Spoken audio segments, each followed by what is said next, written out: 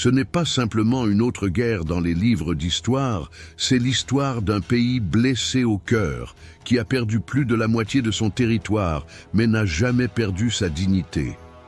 La guerre américano-mexicaine n'était pas seulement une lutte pour la terre, c'était une lutte pour le respect, pour la souveraineté, pour l'identité. Beaucoup d'entre nous ont grandi sans vraiment savoir ce qui s'était passé. Et ça fait mal. Mais aujourd'hui, rappelons-nous de comprendre, car lorsqu'un peuple connaît son histoire, aucune puissance ne peut plus la piétiner. C'est votre histoire, c'est notre histoire. Et commencez maintenant. Avant de commencer, je vous invite à vous abonner à la chaîne et à activer la cloche. Non seulement pour ne manquer aucune histoire comme celle-ci, mais aussi parce que par ce simple geste, vous aidez davantage de personnes à découvrir ce contenu et à découvrir un chapitre clé de notre histoire. Et si vous souhaitez aller plus loin, laissez-moi un commentaire avec cette phrase. Se souvenir, c'est résister. De cette façon, je saurai que tu es avec moi jusqu'à la fin. Et ensemble, nous veillerons à ce que cette histoire ne soit jamais oubliée. Le jeune Mexique et l'héritage espagnol, 1821. Imaginez un instant être dans un immense pays plein de montagnes, de déserts, de jungles, de mers et de volcans. Un immense territoire qui s'étend des jungles du sud jusqu'aux rivières du nord, touchant presque ce qui est aujourd'hui le Canada. Ce pays, c'était le Mexique, et il venait tout juste de naître. Nous sommes en 1821. Après 3 siècles de domination espagnole, le Mexique obtient enfin son indépendance. Mais cette indépendance n'a pas été facile. C'est le résultat d'une longue guerre qui a duré 11 ans, pleine de combats, de trahisons et d'espoir. Les Mexicains se sont soulevés contre le contrôle espagnol et après de nombreuses souffrances, ont réussi à se débarrasser du joug colonial. Ils se sentaient libres, mais aussi confus.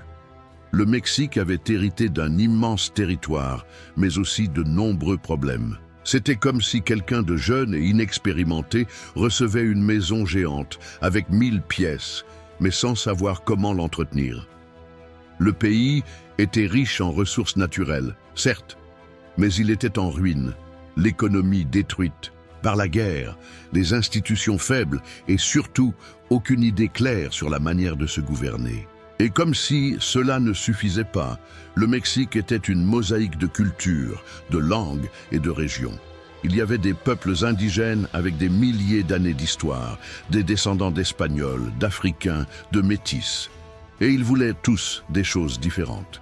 Il n'y avait pas d'identité nationale solide. C'était un pays uni sur le papier, mais divisé en réalité. Pendant ce temps, au nord, son voisin les États-Unis vivait une époque bien différente. C'était aussi un pays jeune, mais avec une structure plus solide, une économie en croissance fulgurante et une idée très claire dans l'esprit de ses dirigeants, s'étendre vers l'ouest, vers le Pacifique. Ils croyaient avoir le destin manifeste d'occuper le continent tout entier. Et juste entre ces deux mondes, le Mexique qui cherchait à se retrouver et les États-Unis qui grandissaient avec ambition, se trouvait une terre qui allait bientôt devenir le centre de l'une des guerres les plus importantes du 19e siècle, le Texas. Et c'est là que la tempête commence à se former. Texas, une terre désirée par tous deux. Après avoir accédé à l'indépendance en 1821, le Mexique a hérité d'un territoire immense, mais également très difficile à contrôler. L'un des endroits les plus éloignés et les plus compliqué à administrer était la région connue sous le nom de Texas, aujourd'hui appelée Texas, une terre sauvage, avec de vastes prairies, de puissantes tribus indigènes et une population très clairsemée. À cette époque, le Mexique voulait peupler cette zone pour ne pas la perdre. Imaginez un terrain gigantesque, fertile, mais presque vide. C'était comme avoir un immense jardin à l'arrière de la maison, mais sans personne pour s'en occuper. Et ce jardin jouxtait un voisin qui ne cessait de croître, les États-Unis. Alors, à la recherche d'une solution, le gouvernement mexicain a pris une décision risquée mais logique. Il a invité les colons américains à vivre au Texas. On leur a proposé des terres à un prix très bas avec une condition très claire. Ils devaient devenir citoyens mexicains, parler espagnol, être catholiques et bien sûr respecter les lois mexicaines, notamment l'interdiction de l'esclavage. Au début, tout semblait bien se passer. Des centaines, puis des milliers de familles sont arrivées des États-Unis. Ils recherchèrent des terrains bon marché et des opportunités. Mais avec le temps, quelque chose a commencé à changer. Les colons ne parlaient pas espagnol. Ils n'allaient pas à la messe catholique. Beaucoup ont ignoré les lois mexicaines. Et plus grave encore, ont amené des esclaves, même si l'esclavage avait déjà été aboli au Mexique. Au lieu de s'intégrer, ils ont commencé à former leur propre communauté, avec leurs coutumes, leurs langues, leurs lois. Le Texas commença à ressembler davantage à une extension du sud des États-Unis qu'à une partie du Mexique. Au milieu des années 1830, il y avait déjà plus de colons américains que de Mexicains indigènes au Texas. Le contrôle exercé par le gouvernement mexicain devenait de plus en plus difficile. Les tensions augmentaient et les colons ne voulaient pas seulement l'autonomie, ils voulaient l'indépendance. Il était évident que quelque chose de gros était sur le point d'exploser. Le climat était celui de la méfiance, des tensions constantes. Le Mexique, affaibli par les luttes internes et les changements de gouvernement, n'avait pas assez de force pour imposer son autorité dans cette région. Et puis, nous avons atteint un tournant, où les colons du Texas ont décidé de ne plus attendre. Ce qui allait arriver n'était pas seulement un cri d'indépendance, mais le début d'un conflit qui allait changer le destin de deux nations entières. 3. L'indépendance du Texas, 1836. La tension au Texas était déjà insoutenable. C'était comme une cocotte minute prête à exploser. Les colons anglo-américains, désormais majoritaires dans la région, ne voulaient pas continuer à obéir à un gouvernement qu'ils jugeaient lointain, faible et inefficace. Et depuis la capitale mexicaine, il n'y avait pas de plan clair pour renouer avec cette partie du pays qui ne se sentait plus mexicaine. Pour aggraver les choses, en 1834, un personnage clé de cette histoire accède au pouvoir. Antonio López, de Santa Anna. Au début, il était considéré comme un héros de l'indépendance, mais il s'est vite révélé être un leader autoritaire. Il abolit la Constitution fédéraliste de 1824 et concentra le pouvoir entre ses mains. Cela a provoqué la colère de nombreuses régions du Mexique, mais au Texas, c'est la goutte d'eau qui a fait déborder le vase. Les colons texans voulaient l'autonomie. Ils voulaient rester une sorte d'État dans l'État, avec ses propres règles. Mais Santa Anna n'était pas disposé à permettre cela. Il a donc envoyé des troupes pour rétablir le contrôle. Et ce qui s'est passé ensuite était inévitable. Le déclenchement ouvert d'une guerre pour l'indépendance du Texas. En 1836, les Texans, dirigés par des personnalités telles que Sam Houston, Stephen F. Austin et William B. Travis, déclarèrent officiellement leur indépendance du gouvernement mexicain. Ils créèrent leur propre constitution, formèrent une armée improvisée et commencèrent à organiser une nouvelle république. Mais Santa Anna n'est pas resté les bras croisés. Il marcha lui-même vers le nord, à la tête de milliers de soldats déterminés à réprimer la rébellion. Il était convaincu qu'avec une seule victoire majeure, les rebelles se rendraient. Ainsi, le décor était planté pour certains des moments les plus dramatiques et mémorables de cette histoire. Des batailles sanglantes, des actes de bravoure et des décisions qui allaient changer à jamais la carte du continent. Ce qui suivit n'était pas seulement une lutte pour la terre. C'était le début d'un conflit qui allait se transformer en une guerre entre deux nations. 4. La bataille de l'Alamo et la naissance d'une légende.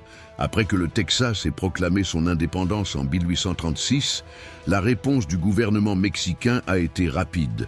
Santa Anna, déterminé à reprendre le contrôle et à donner l'exemple au reste du pays, dirigea personnellement une grande expédition militaire vers le nord. Il amène avec lui une armée bien entraînée, avec des milliers d'hommes, des canons, du ravitaillement, et une mission claire, écraser une fois pour toutes la rébellion texane. La route était longue et épuisante. Nous étions en plein hiver et les conditions du terrain compliquaient la progression.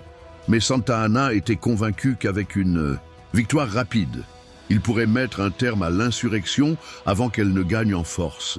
Leur premier objectif était un petit fort situé à San Antonio de Bexar, connu sous le nom d'El Alamo. Là, un groupe d'environ 180 hommes, pour la plupart des colons texans et des volontaires américains, s'étaient retranchés, prêts à résister. Parmi eux se trouvaient des noms qui allaient devenir légendes. William B. Travis, le commandant de la garnison, James Bowie, célèbre pour son couteau de combat, et Davy Crockett, un ancien membre du Congrès du Tennessee, devenu symbole de l'esprit frontalier. Le 23 février 1836, le siège commença. Pendant 13 jours, les défenseurs de l'Alamo ont résisté héroïquement aux attaques de l'armée mexicaine, qui les dépassait en nombre au moins 10 contre 1. Jour et nuit, sous le feu constant, sans renfort ni espoir d'aide, les hommes de l'Alamo se sont battus jusqu'au bout. Le matin du 6 mars, Santa Anna ordonna l'assaut final. Ses troupes prirent d'assaut le fort et, après un corps à corps acharné, tous les défenseurs furent tués. Il n'y avait aucun prisonnier, c'était un massacre. Mais même si militairement il s'agissait d'une victoire pour le Mexique, l'Alamo est devenu une arme morale puissante pour les Texans. Sa chute a suscité une vague de fureur, de patriotisme et de désir de vengeance. Le cri de « Souviens-toi de l'Alamo »,« Souvenez-vous d'Alamo » est devenu la devise de la cause texane. Ce n'était plus seulement une guerre pour l'indépendance. C'était désormais un combat pour l'honneur, pour la justice, pour ceux qui sont morts courageusement. L'Alamo n'a pas mis fin à la guerre. Au contraire, cela lui a donné un nouvel élan. Ce qui suivit fut une réponse énergique des Texans qui allait changer le cours du conflit et aussi le destin du Mexique. Si vous êtes arrivés jusqu'ici, c'est parce que cette histoire touche aussi votre cœur. Faites une petite pause et vérifiez si vous êtes déjà abonné à la chaîne. Et si ce n'est pas le cas, c'est le moment idéal. Aussi, je vous demande quelque chose de très important. Partagez cette vidéo avec quelqu'un qui mérite également de connaître cette partie oubliée de notre histoire. D'un simple clic, vous aidez davantage de personnes à ouvrir les yeux et le cœur. 5. Le Texas rejoint les États-Unis, 1845. Après la sanglante bataille d'Alamo, les Texans ne se sont pas rendus. Au contraire, ils sont devenus plus forts. Quelques semaines plus tard, en avril 1836, sous le commandement de Sam Houston, ils remportèrent une victoire surprenante à la bataille de San Jacinto, où ils capturèrent Santa Anna lui-même. Ce fut un tournant inattendu qui changea le destin de la région. Avec Santa Anna prisonnière, les Texans lui arrachent un accord, la reconnaissance de l'indépendance du Texas.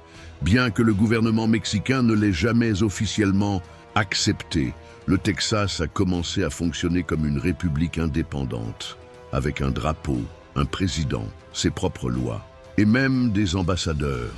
Mais cette indépendance était fragile. Le Texas était isolé, avec peu de ressources et entouré d'ennemis. Et beaucoup, au sein de son gouvernement et de sa population, pensaient que la solution était claire: rejoindre les États-Unis. Depuis le Nord, le gouvernement américain observait la situation avec intérêt. Le Texas représentait une expansion territoriale stratégique, une étape importante vers la réalisation de sa vision du destin manifeste.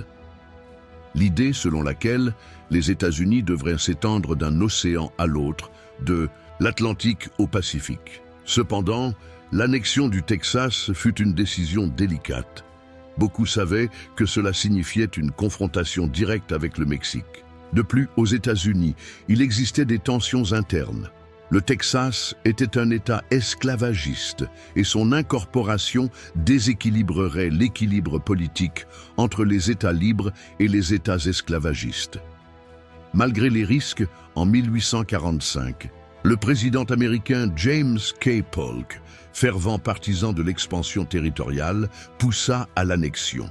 La même année, le Texas est officiellement reconnu comme le 28e État de l'Union.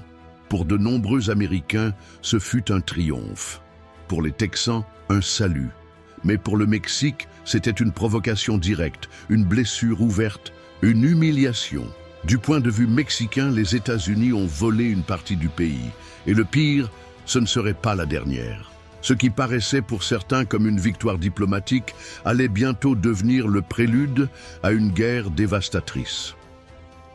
Car à ce moment-là, une grande question restait en suspens. Où s'est arrêté le Texas? Et c'est exactement là que commence le prochain chapitre de cette histoire. 6. Frontières contestées. Le Rio Bravo contre le Rio Nueces. Après l'annexion du Texas aux États-Unis en 1845, le conflit entre le Mexique et son voisin du Nord entre dans une nouvelle phase. Ce n'était plus seulement une question de diplomatie ou de divergence politique. Désormais, la dispute était territoriale, concrète, visible et chargée de poudre. Le gros problème en était un, la frontière sud du Texas, où s'est réellement arrêté ce nouvel État qui faisait désormais partie des États-Unis. Pour les Texans et le gouvernement américain, la réponse était claire. Le Rio Grande, connu aux États-Unis sous le nom de Rio Grande. Selon eux, cette rivière marquait la frontière naturelle entre le Texas et le Mexique. Mais le Mexique n'était pas d'accord. Pour les Mexicains, la frontière légitime était la rivière Nueces, beaucoup plus au nord. Entre les deux rivières, il y avait une immense bande de terre fertile, avec des rivières, du bétail, des champs et d'une grande importance stratégique. En d'autres termes, ce n'était pas seulement un terrain vague, c'était un joyau qu'ils voulaient tous deux contrôler. Imaginez un instant, deux pays revendiquant le même territoire, envoyant des troupes, déplaçant les pièces comme sur un échiquier. Les tensions s'accumulaient comme des nuages avant une tempête. Le président américain James K. Polk, convaincu que l'expansion vers l'ouest était la destinée naturelle de sa nation, n'a pas hésité. Il ordonna aux troupes américaines, sous le commandement du général Zachary Taylor, d'avancer vers le Rio Grande, entrant ainsi dans le territoire contesté. Pour le Mexique, il s'agissait d'une provocation directe, d'un acte hostile. Il regardait les soldats ennemis avancer dans ce qu'ils considéraient toujours comme leur propre territoire. Et puis, l'inévitable s'est produit. Le premier coup de feu fut entendu. Des soldats mexicains et américains se sont affrontés près du fleuve. Il y a eu des morts. Et c'est ainsi que le conflit a cessé d'être une menace et est devenu une réalité. Lorsque la nouvelle parvint à Washington, Polk la présenta au Congrès comme une attaque contre des soldats américains sur le sol américain. En réalité, il s'agissait d'un territoire contesté, mais cela importait peu à l'époque. Avec ces mots, le président obtint ce qu'il cherchait, la déclaration formelle de guerre contre le Mexique en mai 1846. La guerre américano-mexicaine avait commencé, un conflit qui allait changer à jamais la carte de l'Amérique du Nord et l'histoire des deux pays. 7. Le président Polk et son désir d'expansion. Alors que les tensions montaient à la frontière entre les États-Unis et le Mexique, il y avait à la Maison-Blanche un homme doté d'une vision claire, ambitieuse et déterminée. James K. Polk, le 11e président des États-Unis. Polk n'était pas n'importe quel homme politique. C'était un homme méthodique, déterminé et profondément convaincu que son pays était appelé à grandir. Il croyait fermement à ce qu'on appelle la destinée manifeste, une idée très populaire à l'époque selon laquelle les États-Unis avaient le droit et presque l'obligation divine de s'étendre vers l'ouest jusqu'à toucher l'océan Pacifique. Pour Polk, il ne s'agissait pas seulement d'une stratégie territoriale, mais d'une mission nationale. Il rêvait de voir son pays dominer tout le continent, de l'Atlantique au Pacifique, y compris le Texas, la Californie, le Nouveau-Mexique et toute la vaste région encore aux mains des Mexicains. Mais il y avait un problème. Le Mexique n'avait pas l'intention de vendre ses territoires. Dès le début de son mandat, Polk avait tenté de négocier. Il envoya des émissaires et offrit de l'argent, beaucoup d'argent, à travers la Californie et d'autres territoires du nord, du Mexique. Mais les gouvernements mexicains instables et fiers rejetèrent toute offre. Pour eux, ces terres n'étaient pas à vendre. Il faisait partie de la souveraineté nationale. C'est ainsi que Polk a commencé à changer de stratégie. Si le Mexique ne voulait pas vendre, les États-Unis les prendraient de force. Lorsque les troupes américaines traversèrent la rivière Nueces et s'installèrent dans le territoire contesté jusqu'au Rio Grande, Polk savait déjà ce qu'il faisait. Il savait que cela provoquerait une réaction du Mexique. Et lorsque les soldats mexicains ont répondu en attaquant les troupes de Zachary Taylor, le président a finalement trouvé son excuse parfaite. Polk s'est rendu au Congrès et a déclaré que le Mexique avait versé le sang américain sur le sol américain. C'était le discours dont il avait besoin pour gagner du soutien et déclarer officiellement la guerre. Mais beaucoup connaissaient la vérité. Certains membres du Congrès, comme le jeune Abraham Lincoln, ont publiquement remis en question la justification de Polk. Il y a même eu des protestations de citoyens qui considéraient cette guerre comme une forme d'impérialisme déguisé en patriotisme. Pourtant, la machine de guerre était déjà en marche. Le Congrès a approuvé les fonds, les journaux ont applaudi cette décision, et des milliers de soldats ont été mobilisés vers le sud. Polk avait obtenu ce qu'il voulait, une guerre qui pourrait lui donner les territoires que le Mexique ne voulait pas vendre.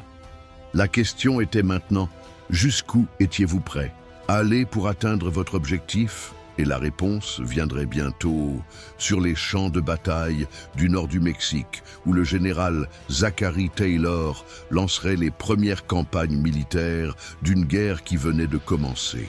8. Le premier coup. Avril 1846. La tension à la frontière entre le Mexique et les États-Unis était à son comble. Depuis l'annexion du Texas en 1845, les mouvements militaires s'intensifient de jour en jour. Le président Polk avait envoyé des troupes sous les ordres du général Zachary Taylor dans le Rio Grande, territoire que le Mexique considérait toujours comme le sien.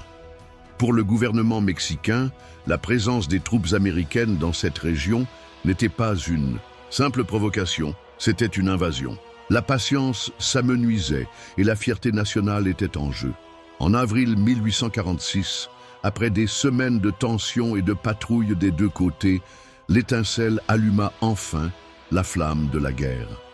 Un détachement de soldats mexicains traversa le fleuve et intercepta une patrouille américaine au lieu-dit Rancho Caricitos. L'affrontement fut bref mais violent.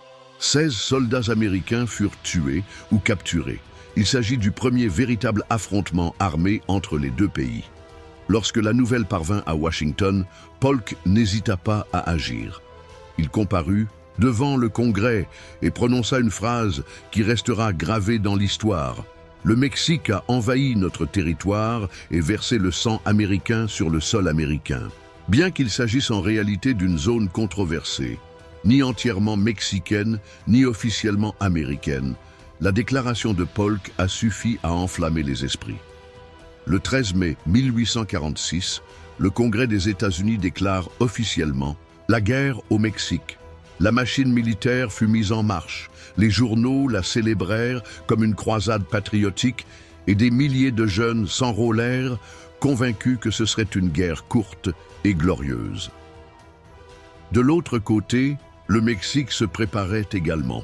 Bien qu'il soit confronté à des problèmes politiques internes, à des crises économiques et à des divisions entre factions, le peuple mexicain s'est uni face à la menace étrangère. L'honneur national était en jeu. Des soldats réguliers, des volontaires, des paysans et même des adolescents ont été mobilisés. Chacun était prêt à défendre sa terre, même si les conditions étaient défavorables. La guerre avait officiellement commencé.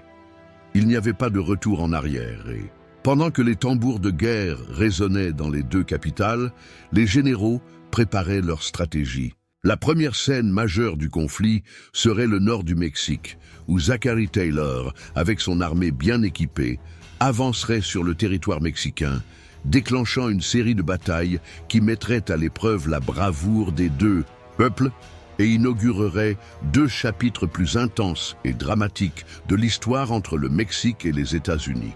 Aimez-vous cette histoire? Ensuite, faites une pause pendant 1 seconde et assurez-vous que vous êtes abonné à la chaîne. Et si ce contenu éveille quelque chose en vous, donnez un j'aime à la vidéo. Par ce petit geste, vous nous aidez à faire découvrir à davantage de personnes cette histoire qu'il ne faut pas oublier. Ensemble, nous pouvons aller bien plus loin. 9. Campagne dans le Nord. Zachary Taylor et ses victoires. La guerre étant déjà déclarée, le général Zachary Taylor, surnommé par ses soldats Old Rough and Ready, est devenu le visage de l'offensive américaine dans le nord du Mexique. Taylor n'était ni un commandant élégant ni politique. Il portait chaque jour le même uniforme froissé, mangeant avec ses troupes et dormant par terre si nécessaire. Mais ce qui lui manquait en raffinement, il le compensait par l'expérience et la fermeté militaire. Et c'était cela, sur le champ de bataille, ce qui comptait le plus. Son armée traverse le Rio Grande et entre sur le territoire mexicain. Le premier grand test eut lieu le 8 mai 1846, lors de la bataille de Palo Alto, près de la ville de Matamoros. Là, les troupes américaines affrontent une armée mexicaine commandée par le général Mariano Arista. Même si les Mexicains étaient plus nombreux, ils étaient mal équipés et ne disposaient pas d'une artillerie moderne. Les Américains, en revanche, utilisaient avec beaucoup d'efficacité des canons d'artillerie légère mobile, une innovation à l'époque. Le terrain plat a favorisé les Américains, qui ont remporté une victoire décisive. Ce fut la première grande bataille de la guerre, et elle créa déjà une tendance. La technologie et la logistique vaincra la désorganisation et le courage solitaire. Le lendemain, le 9 mai, les troupes de Taylor affrontèrent à nouveau les Mexicains lors de la bataille de Resaca de la Palma, également à Tamaulipas. C'était un combat plus rapproché, avec des combats au corps à corps au milieu d'un terrain marécageux. Pourtant, Taylor est de nouveau sorti victorieux. L'armée mexicaine se retira dans le désarroi, laissant derrière elle des armes, des drapeaux et une grande blessure à la fierté nationale. Avec ces deux victoires, Taylor est devenu un héros aux États-Unis. La presse l'a salué comme un libérateur et sa popularité grandissait à chaque pas qu'il faisait sur le sol mexicain. Mais pour le Mexique, ce fut le début d'une campagne douloureuse, au cours de laquelle ville après ville tomberait aux mains des étrangers. Après avoir sécurisé la frontière, Taylor avance vers le sud et s'empare de la ville stratégique de Monterrey en septembre 1846. La bataille est féroce, 3 jours de combat rue par rue, maison par maison. Finalement, les défenseurs mexicains se rendirent et Taylor accepta une trêve temporaire, suscitant les critiques de Washington. Beaucoup voulaient une victoire rapide et complète, sans pause. Mais malgré les victoires, Taylor était confronté à un problème croissant. La guerre s'étendait et le gouvernement américain avait des projets encore plus ambitieux. Prendre la capitale mexicaine. À cette fin, un autre général entrerait bientôt en scène et la guerre ouvrirait un nouveau et brutal chapitre. Le 10, la campagne occidentale, Kearny et la conquête de la Californie. Tandis que le général Zachary Taylor avance du nord vers le cœur du Mexique, un autre front de bataille, tout aussi stratégique, s'ouvre à l'extrême ouest. Les États-Unis ont clairement indiqué qu'il ne suffisait pas de contrôler le nord. Ils voulaient aussi conquérir la Californie, un territoire immense et riche, avec accès à l'océan Pacifique, et qui faisait toujours partie du Mexique.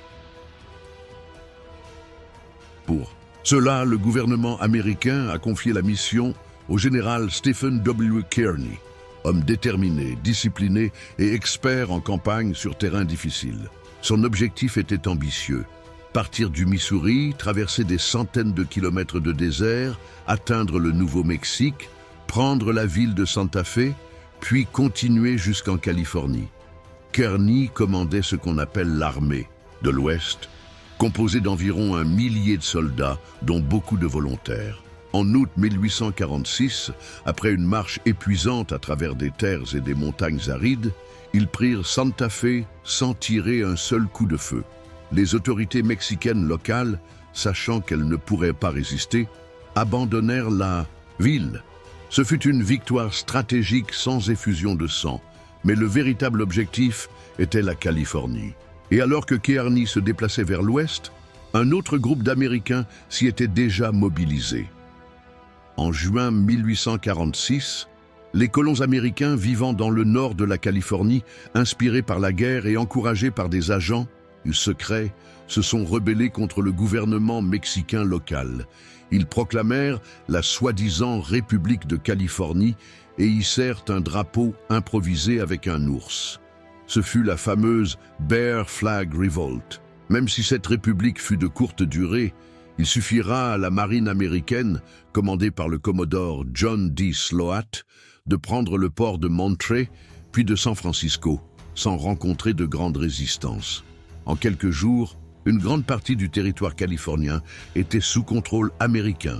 Lorsque Kearny arriva finalement en Californie à la fin de 1846, il fut confronté à une scène complexe. Même si de nombreuses zones étaient déjà occupées, des groupes de soldats et de civils mexicains résistaient encore, notamment dans le sud du territoire. Kearny a rejoint le capitaine John C. Fremont et ensemble, ils ont participé à plusieurs escarmouches et engagements à Los Angeles, San Diego et à d'autres points clés. Après plusieurs batailles, la résistance mexicaine en Californie fut finalement vaincue en janvier 1847. Le territoire devint de facto sous la domination des États-Unis. Ainsi, tandis que les troupes de Taylor se pressaient dans le nord du Mexique et que Winfield Scott se préparait à marcher sur la capitale, les États-Unis franchissaient une nouvelle étape dans leur plan expansionniste, la prise de la Californie, joyau du Pacifique. Mais la guerre n'était pas encore finie. Il manquait le coup final, la campagne la plus risquée et la plus audacieuse de toutes, envahir le cœur du pays ennemi et marcher directement vers Mexico. 11. L'invasion du cœur du Mexique. Après l'avancée du nord du Mexique et la conquête de la Californie, le gouvernement américain avait un objectif clair et ambitieux: s'emparer de la capitale mexicaine, cœur politique, militaire et symbolique du pays. C'était une démarche risquée, presque impensable, mais pour le président Polk et ses généraux, c'était le seul moyen de forcer le Mexique à signer la paix et à abandonner les territoires tant désirés par les États-Unis. Pour cette mission, un nouveau commandant a été choisi, le général Winfield Scott, un homme à l'uniforme impeccable, minutieux, respecté pour sa discipline et son esprit stratégique. Contrairement à Taylor, qui combattait dans le nord, Scott ouvrirait un deuxième front, débarquant dans le golfe du Mexique pour marcher directement vers Mexico. Ainsi commença l'une des campagnes les plus audacieuses de l'histoire militaire. Du continent, en mars 1847, Scott organise un gigantesque débarquement sur la côte mexicaine, près de la ville portuaire de Veracruz. Ce fut la première invasion amphibie de l'histoire des États-Unis et l'une des opérations les mieux exécutées de l'époque. Avec des milliers de soldats, de l'artillerie lourde et un soutien naval, les forces américaines ont encerclé la ville de Veracruz et l'ont soumise à de violents bombardements pendant plusieurs jours. La population civile a terriblement souffert. Maisons détruites, incendies constants, manque de nourriture. Finalement, le 27 mars, Veracruz se rend. C'est une victoire capitale. Les portes de l'intérieur du pays sont ouvertes. De là, Scott commença sa marche vers l'intérieur des Hunters. La route vers Mexico était longue et dangereuse, pleine de montagnes, de gorges et d'ennemis déterminés. À chaque pas, il se heurte à la résistance de l'armée mexicaine, commandée à nouveau par Antonio Lopez de Santa Anna, qui a repris le pouvoir en essayant de sauver son pays. En avril 1847, les troupes de Scott affrontèrent Santa Anna lors de la bataille de Cerro Gordo. Grâce à une brillante manœuvre d'enveloppement, Scott parvient à encercler l'armée mexicaine et à la vaincre, obligeant Santa Anna à fuir, une fois de plus. Au fur et à mesure de son avancée, l'armée américaine s'empare des villes, des routes et des forteresses. Personne ne les avait encore arrêtés. La campagne était implacable. Bien que confrontés à la maladie, au manque de fournitures et à une géographie difficile, les soldats de Scott ont poursuivi leur progression. L'objectif était clair, rejoindre la capitale, le cœur du Mexique. Ainsi, après des mois de combats, d'épreuves et de résistance héroïque, l'armée américaine s'approcha de Mexico. Ce qui suivrait ne serait pas seulement une série de batailles, mais l'affrontement final où se déciderait le sort de la guerre et, par conséquent, l'avenir des deux parties du territoire mexicain. 12. Chapultepec, la bataille qui a marqué le Mexique. Après des semaines de combats et d'avancées constantes, les troupes du général Winfield Scott étaient déjà aux portes de Mexico. Mais l'entrée dans la capitale ne serait pas facile. Devant eux se dressait un lieu chargé d'histoire, de beauté et de valeurs stratégiques, le château de Chapultepec. Ce château, bâti sur une colline, dominait la ville d'en haut. Ce n'était pas seulement une forteresse.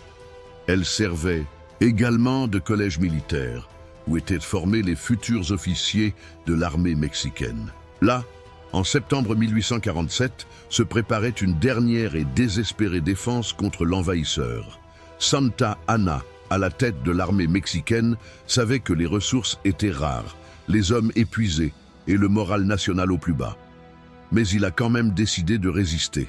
Environ 1 millier de soldats mexicains se sont barricadés à Chapultepec, y compris des cadets adolescents, certains âgés d'à peine 13 ou 14 ans, qui ont refusé d'abandonner leur position.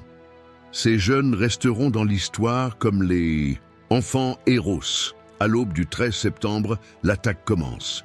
Premièrement, les canons américains bombardèrent le château sans relâche. Des milliers de soldats ont alors commencé à gravir la colline sous un feu nourri. Le combat a été brutal, au corps à corps, avec des cris, de la poudre et du courage pur. Les défenseurs mexicains résistèrent avec un courage farouche. Et c'est dans ce combat qu'est apparue l'une des images les plus emblématiques du conflit, celle du cadet Juan Escutia, qui, voyant que le drapeau mexicain était sur le point de tomber entre les mains de l'ennemi, s'en est enveloppé et s'est jeté du haut du château, préférant la mort plutôt que de voir sa patrie humiliée. Chapultepec tomba, mais l'honneur mexicain fut immortalisé sur cette colline. La défense fut héroïque, et le sacrifice des cadets laissa une profonde marque au cœur du pays. Aujourd'hui encore, les enfants héros restent dans les mémoires comme des symboles de patriotisme, de courage et de dévouement total.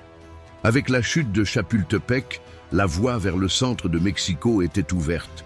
Les troupes de Scott avanceraient le long des avenues principales jusqu'à atteindre le Zocalo, où elles hisseraient le drapeau américain. Le Mexique, blessé et divisé, fait face à la défaite. Mais malgré la douleur et la perte, l'esprit de résistance perdure. Ce qui suivrait serait de difficiles négociations de paix et la perte de plus de la moitié du territoire national. Si cette histoire vous touche, ne la gardez pas pour vous. Partagez-le avec quelqu'un qui a aussi besoin de s'en souvenir. Aimez-le si vous ressentez chaque partie de ce récit et surtout, ne partez pas sans vous être abonné et avoir activé la cloche de notification. Avec cela, vous ne faites pas que soutenir cette chaîne. Vous aidez cette histoire à atteindre davantage de personnes qui, comme vous, valorisent la mémoire et la vérité. 13. La chute de Mexico, septembre 1847. Après la défense héroïque et tragique du château de Chapultepec, la situation au Mexique était intenable. La capitale, Mexico, ne disposait plus de défense solide. Les troupes du général Winfield Scott, après une longue campagne depuis Veracruz jusqu'au cœur du pays, étaient sur le point d'entrer dans la ville la plus importante de la nation mexicaine. Nous étions le 14 septembre 1847 et l'aube apportait une image que peu de gens imaginaient possible. Des soldats américains défilant dans les grandes avenues de la ville, entrant par les portes des arcs coloniaux, avançant dans le centre historique, jusqu'à atteindre le Zocalo, la grande place centrale. Là, devant la cathédrale métropolitaine et le palais national, ils ont hissé le drapeau des États-Unis sur le toit du bâtiment gouvernemental.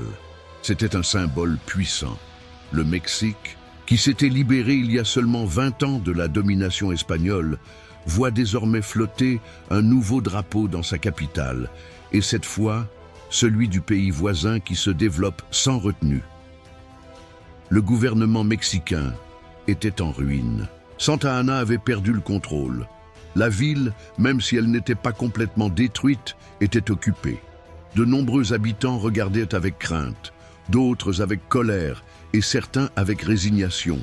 Il ne s'agissait pas seulement d'une défaite militaire, ce fut une blessure profonde à la fierté nationale. Bien que la guerre ne soit pas officiellement terminée, la chute de Mexico marque un point de non-retour. Les États-Unis exerçaient déjà un contrôle territorial, militaire et même psychologique. La seule solution possible désormais était la signature d'un traité de paix. Et ce traité allait changer à jamais la carte du continent. Alors que les négociations diplomatiques débutaient, la ville connaissait un calme tendu. Les troupes étrangères patrouillaient dans les rues, tandis que les Mexicains tentaient de continuer leur vie entre le silence, le ressentiment et l'espoir que, d'une manière ou d'une autre, le pays pourrait se relever.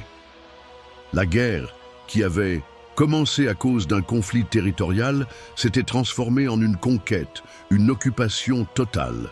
Et le prix que le Mexique devrait payer pour la paix était encore à venir. 14. Le traité de Guadalupe-Hidalgo, 1848. Après la chute de Mexico, la guerre n'a plus de sens pour le peuple mexicain. Le pays était épuisé. Des milliers de morts, des villes occupées, l'économie détruite et l'ambiance nationale en ruine. Les États-Unis, de leur côté, ont déjà atteint la quasi-totalité de leurs objectifs militaires. Restait désormais à clore officiellement le conflit et à en répartir les conséquences. Ainsi commença l'un des chapitres les plus délicats et les plus douloureux de l'histoire, la négociation du traité de paix. En janvier 1848, les représentants des deux pays se rencontrèrent à la Villa de Guadalupe-Hidalgo, au nord de Mexico. C'est là, dans un climat de tension et d'imposition, que fut rédigé le document qui allait sceller le sort de la guerre, le fameux traité de Guadalupe-Hidalgo. Les conditions étaient dures, presque humiliantes pour le Mexique. Selon le traité, le Mexique a officiellement cédé plus de la moitié de son territoire national aux États-Unis.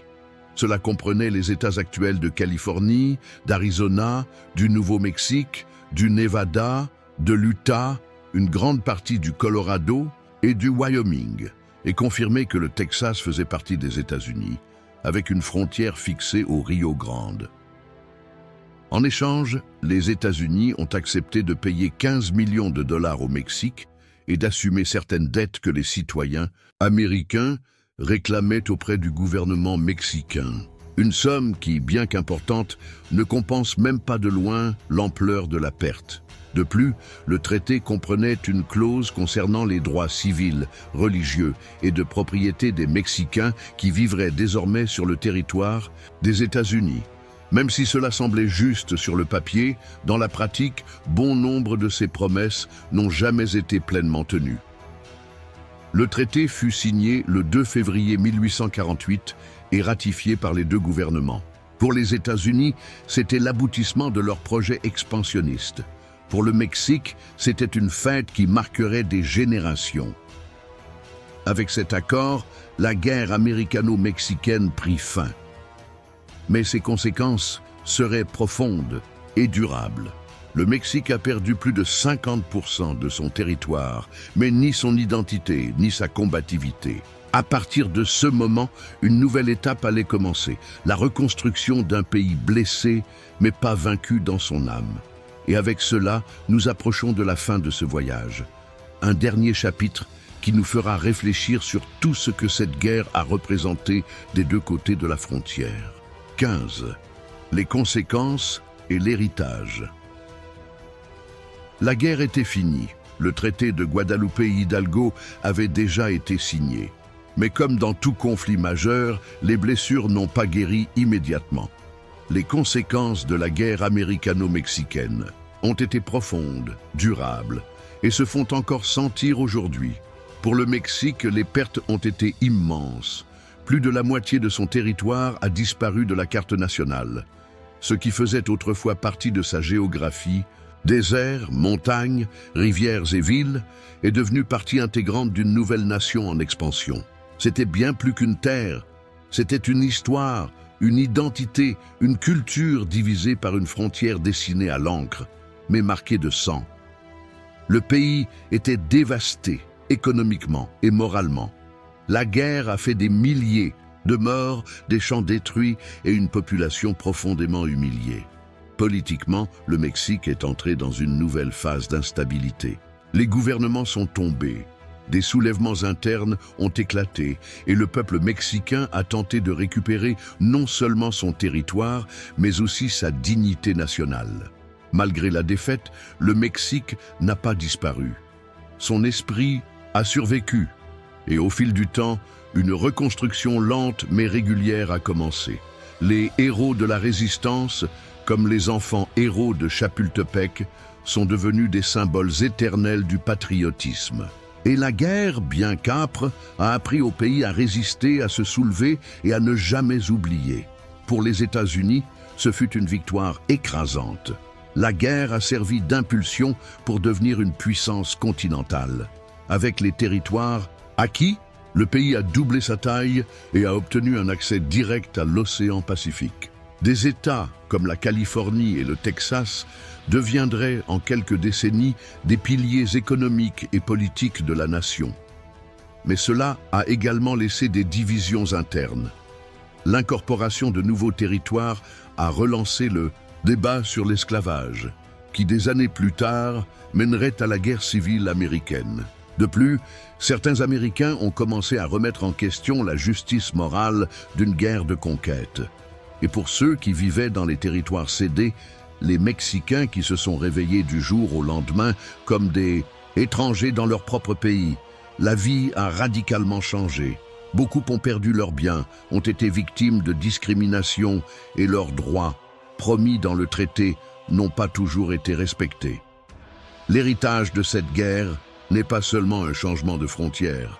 C'est une leçon d'ambition, d'identité, de résistance et de mémoire. Un épisode qui a marqué le destin de deux nations et qui reste vivant dans les livres d'histoire, dans les murs frontaliers, dans les chansons, dans les noms des rues et dans la mémoire collective de millions de personnes.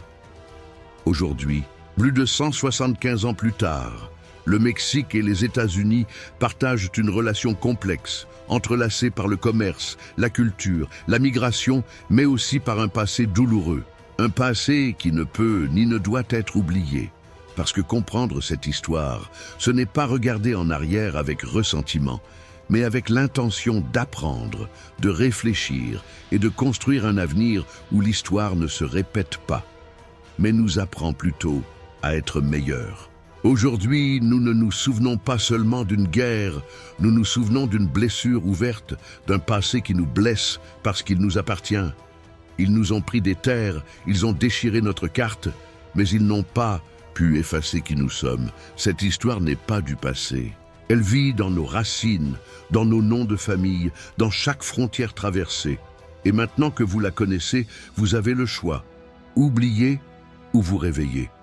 Parce que lorsque nous comprenons d'où nous venons, personne d'autre n'écrit notre avenir à notre place. L'histoire de la guerre américano-mexicaine ne s'arrête pas là, cela commence avec vous.